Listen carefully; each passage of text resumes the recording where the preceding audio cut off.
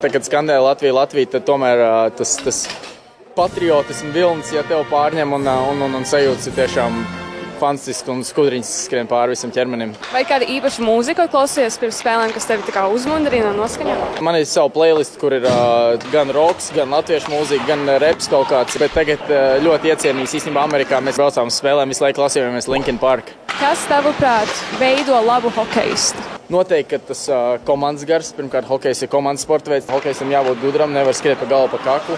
Un noteikti, ka fiziski spēcīgam jābūt, ja tomēr hokejisti ir atlēti un tam fiziskajām dotībām ir jābūt augstākajā līmenī.